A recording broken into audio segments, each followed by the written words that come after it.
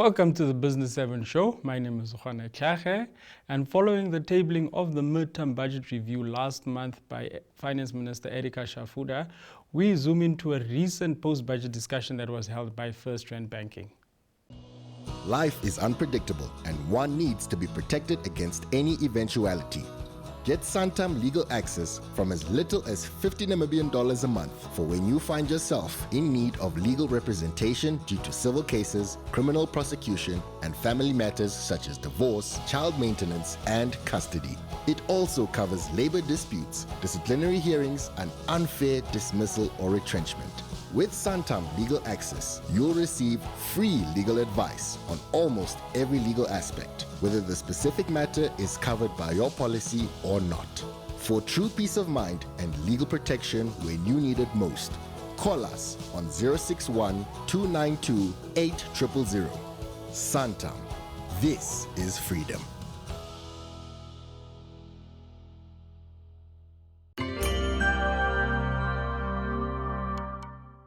The Executive Director in the Ministry of Finance, Dr. Michael Humavindu, at the post-budget discussion, highlighted the need for Namibia to look at other instruments that could potentially plug any government holes with regards to the budget. Thank you very much, and good afternoon now. Is it still morning? No, it's still morning. Yeah, it's still morning time. The midterm budget review is quite explicit in terms of the report as well as the minister's speech in terms of what is our strategy going forward. We recognize that we can't do much in terms of the elevated levels of expenditures that we have been building up, because at times when SACU revenues used to come quite a bit high, we then tended to elevate our expenditures. So we need to do two things. First of all, we need to ensure that we start winning off the high domestic debt that we have, but also then leverage on our SOEs balance sheet, especially the ones that are have very strong balance sheets.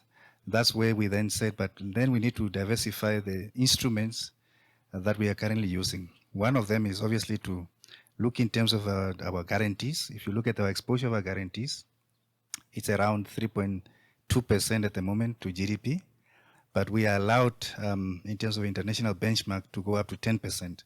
Now, if you look in terms of the midterm budget review report, we are not, the scenario that we have built around the guarantees is not to go all the way to 10%, but at least to double to around 4.2 to 5% of GDP, so that we then sort of win ourselves from the normal domestic issues of debt or looking for international debt. The other one is what the minister mentioned in terms of leveraging on triple Ps, but also blended finance, which is not something that is being that's what that was mentioned, because it's important for us to then start looking at what are the other alternatives that we are then able to leverage on in terms of us to reduce the current fiscal space that is a bit extremely constrained. That also means, and recently Cabinet approved the Integrated National Financing Framework, where for the first time we want to see how can we also leverage more on climate finance, especially donor funding, but also other aspects of, as the commissioner mentioned, the Spain meeting also had very, very good exposures in terms of how do you actually manage your current debt in terms of the agreements. For example, stop clauses, as well as also other agreements, provisions that you can utilize so that you can start managing your debt profile and maturity in a much more optimized fashion. So these are all the elements that we are really trying to start immersing. They are all mentioned in the midterm budget review. But the one thing that is quite critical and I need to really re-emphasize is actually on the expenditure side. It's very, very important that we start looking in terms of the expenditure side, how we reduce or stabilize those elevated expenditure levels. And that is where some mention around the public expenditure reviews. Others mention how do we perhaps then look at the leakages. The NPC would be working around honing into the development budget itself, identifying projects that might not be optimal anymore in the current landscape. And then we start also looking in terms of the overall absorptive capacity of our development budget. It's around 7.5 billion. So we need to start asking ourselves, if we had paid 13 billion to Eurobond yesterday, but the absorption capacity of our development budget is around 7.5 billion. How much more space can we actually elevate so that we can start seeing actual project delivery, services to the population, and infrastructure that can attract businesses? So it's going to be a lot of work, but I believe that under the tutelage and support of our Honorable Minister, the team is ready to make this work. Thank you.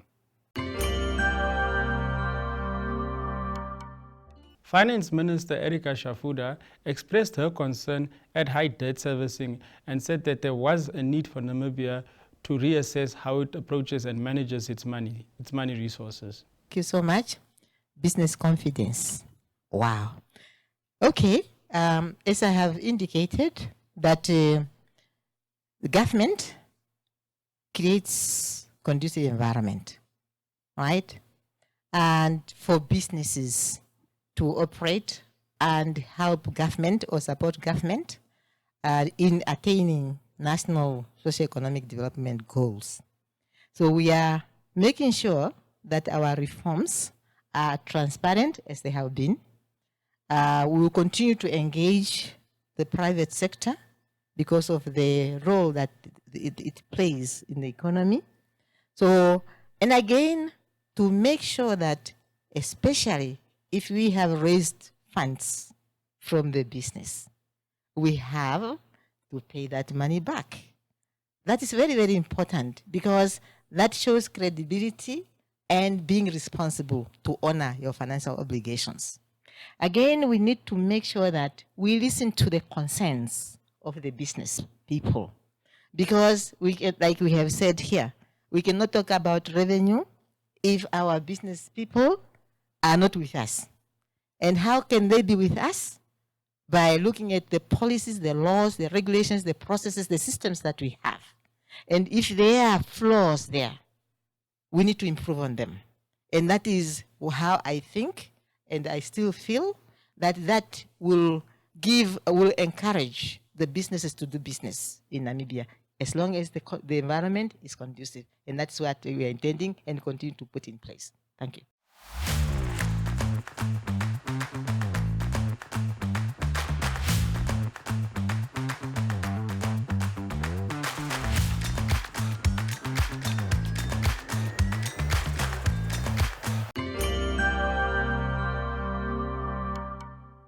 The Director for Tax at Deloitte Namibia, Gerda Brandt, said that there was a need for NAMRA to move with speed and efficiency at the way that it handles some of the issues that taxpayers are grappled with.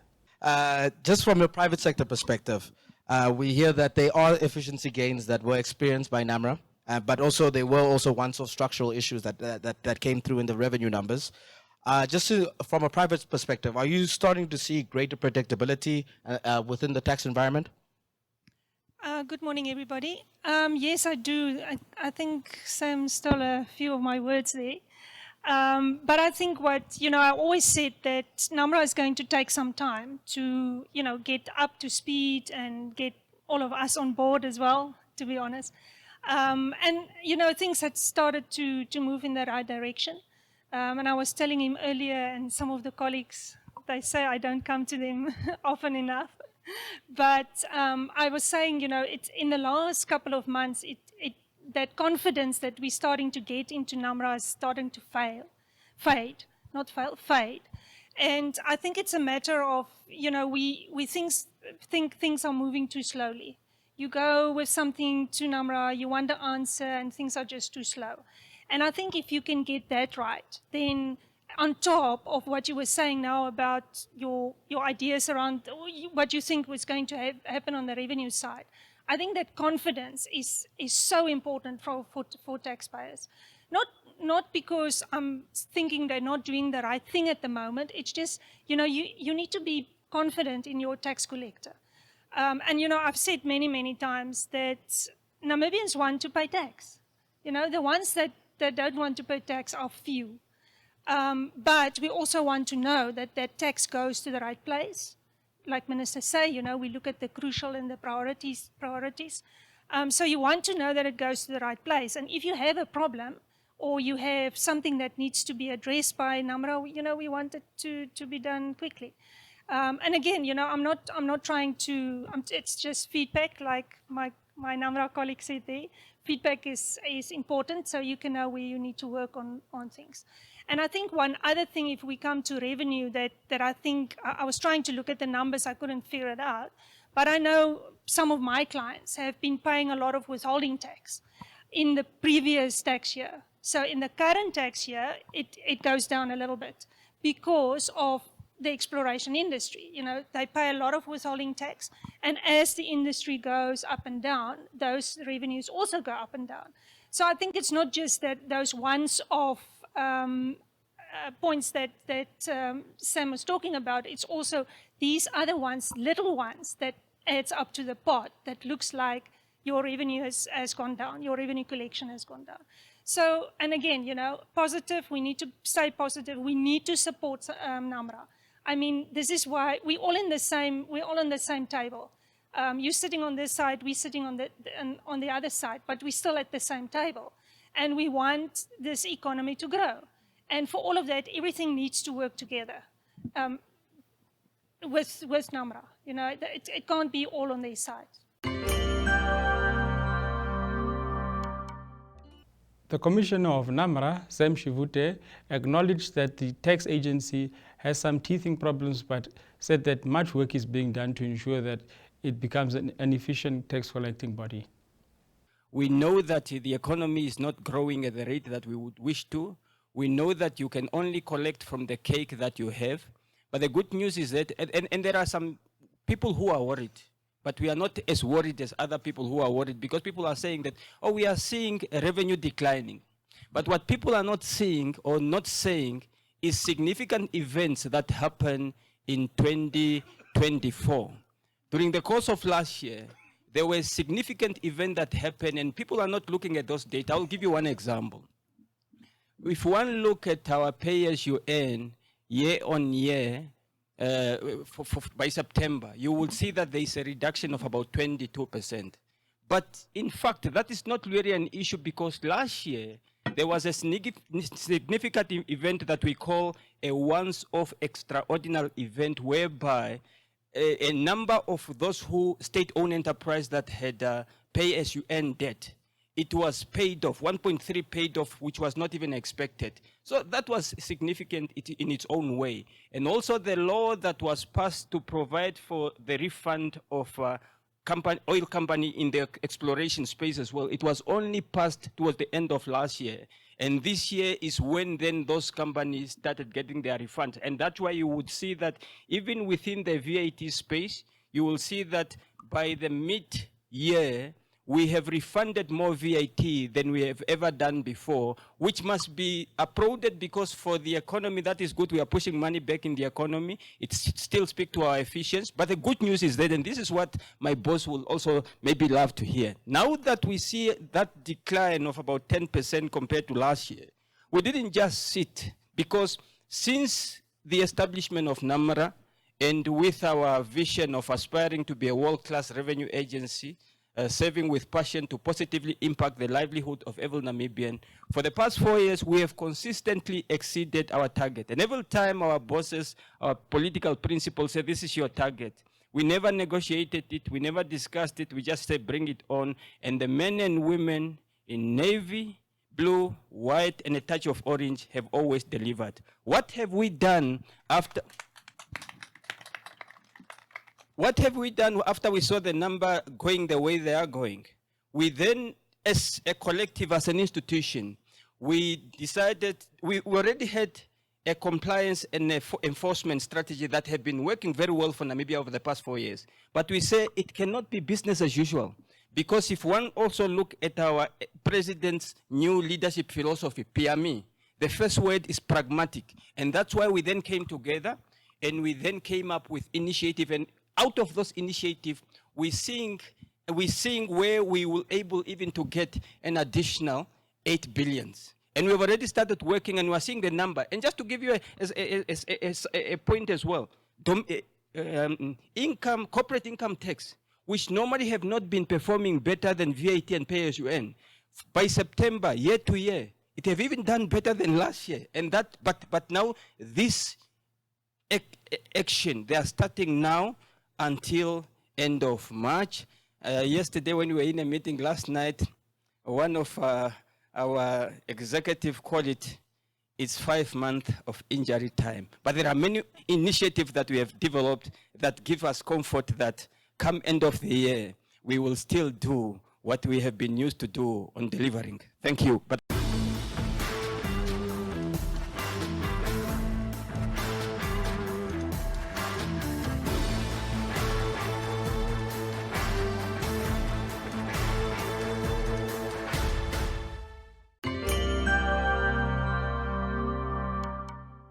Staying on issues related to NAMRA, Shivute also said that there were many other options that the tax agency was looking at to ensure that it can help government raise the required revenue to fund its budget.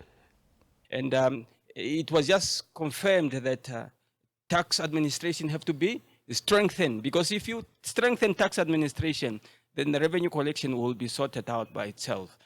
But there was also one thing that when I spoke about the extraordinary event of last year, that two events I didn't mention. One, you have a tax amnesty, for example. Tax amnesty is supposed to come to the end, towards the end of October 2024. Not the last year. And that's why people were paying knowing that it's not going to there's no extension and so on. And because I have seen on the last day someone paying more than 200 million, you understand, go in and borrow. Now when it was extended, then it affects also your compliance, and people are saying, because there are people now using the state money to do their business and invest somewhere and say, why would I pay you 20? They're asking me, look into my eyes, Sam, you and I'm allowed to make payment arrangement. It's allowed, it's encouraged. But why should I give you now my 20 million if I can take this 20 million into an investment vehicle and make a refund, and I only want to pay for you 2026. I'm just saying these are things that are fundamental, and people, they look into your eyes and tell you these things. That's one. Then of course the threshold as well for your pay income tax as well. You have about 600 million that was paid into all of our pocket, those pay tax. And when we get those, we were also spending, and that's why VAT also do very well. That's why the historical data comparison, it will not be fair to compare only with last year, because there were more than 3 extraordinary events that are not likely to happen again.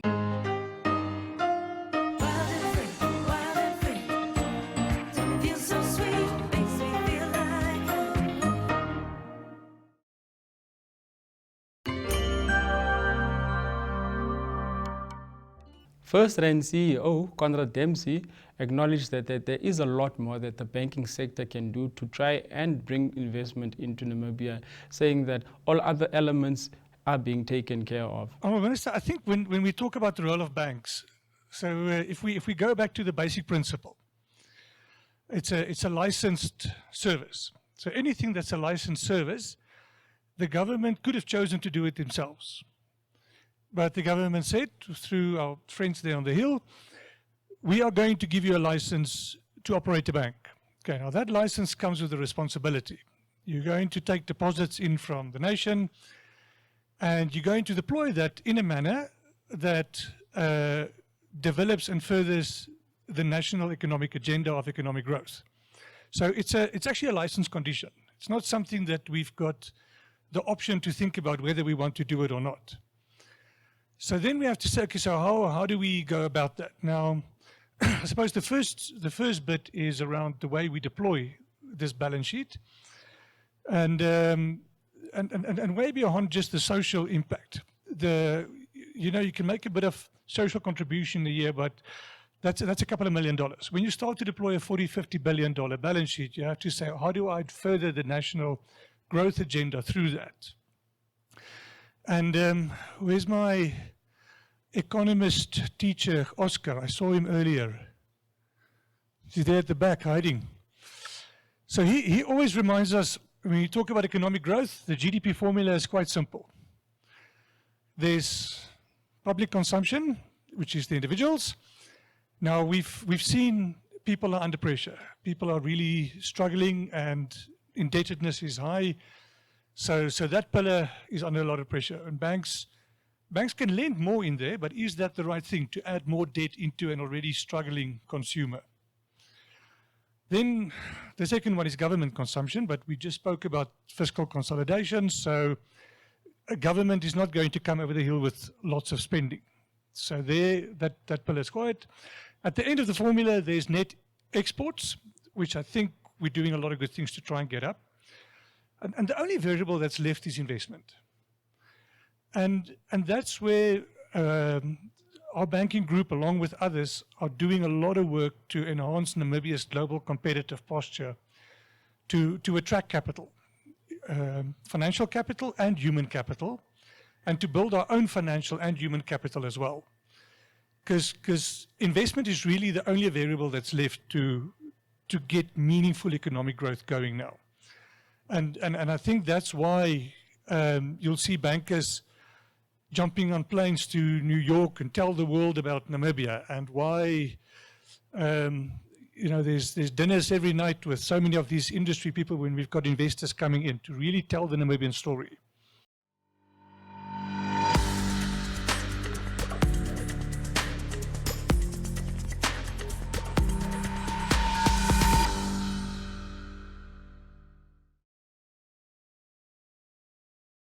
Thank you for tuning into the Business 7 show. Hope to have you around again next week. Good night.